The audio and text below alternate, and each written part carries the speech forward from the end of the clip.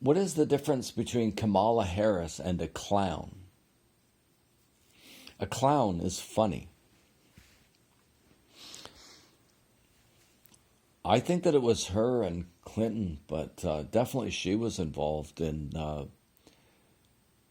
making a serious effort to make sure that Jussie Smollett was never questioned about anything. She was on his side from the beginning. The poor guy now, he's been sentenced to 150 days in jail. I guess, that's a deterrence to other people. They shouldn't they shouldn't stage fake hate crimes. If you wanted to actually punish him for the amount of damage that did to the society in the beginning, making people think, that there's rednecks walking around Chicago at 2 o'clock in the morning wearing MAGA hats and mugging gay black men. Oh my God, it's incredible, eh? So, so he gets 150 days. My thing is, if he's not, people who aren't going to do anything violent shouldn't be in prison. Prisons are too full. Save the space for somebody that's actually, really dangerous. I don't know the legal reasoning or anything, but to me, they should have taken as much money as they could. Oh, there's kind of a limitation on how much, for that charge, how much he could be fined. So he has to compensate the Chicago police force. And so he made a big thing when his sentence was laid down. He made a big thing out of, how much he respects the judge. He looks at the judge. He's halfway through his thing and he says, "And I respect you. I respect you." And it's like, oh my God, I'm sure that is the most salient thing on the judge's mind right now, is whether or not Jussie Smollett, Jussie Smollett respects the judge. But Jussie Smollett, it's quite a name, isn't it? Juicy. Her name is Juicy. So Jussie Smollett, wow, that's a fantastic name. Jussie Smollett is so deranged that he thinks that the judge is looking for his respect. Oh my God, that's funny, man. And what else? What else was there? Yeah, so, he wants to say to everybody that he's not suicidal. He repeated it about 15 times. I'm not suicidal. I'm not suicidal.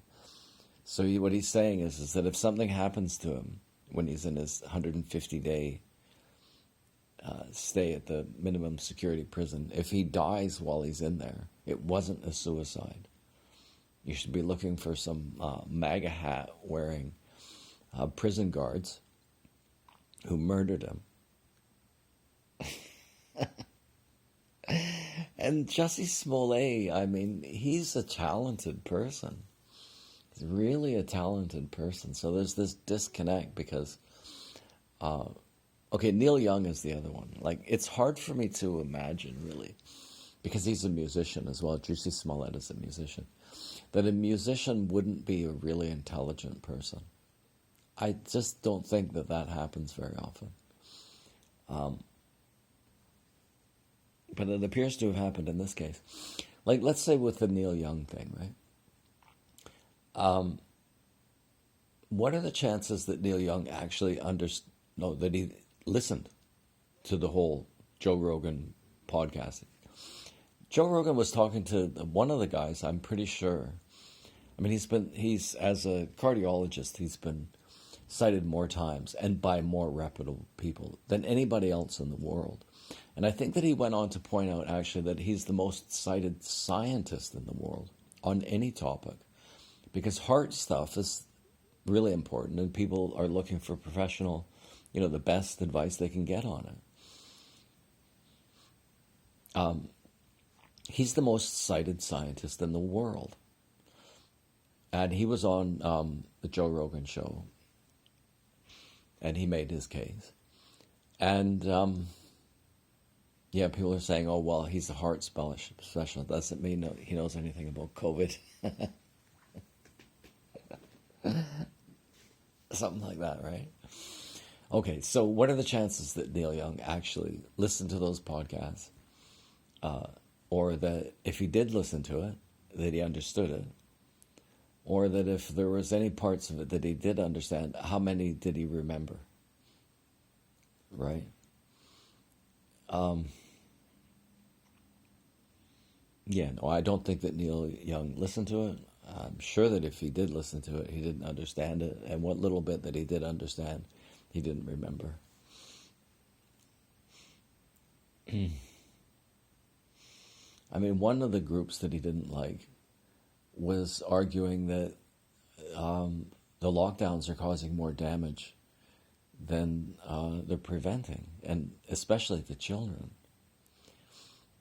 Oh my God, it makes you dizzy when you think about the amount of damage that these kind of people do. But nobody with any brains is going to listen to Neil Young's opinion on how to deal with COVID. So I don't think that made that much difference. Apparently, there's a few. They're even approving that Spotify should kick Joe Rogan off the podcast. Okay, so what were the chances that if Joe Rogan got kicked off Spotify, that he couldn't go someplace else and probably make more money? All that you did was you brought more attention to Joe Rogan, so his fan base grew. That's what you accomplished, Neil. In fact, right?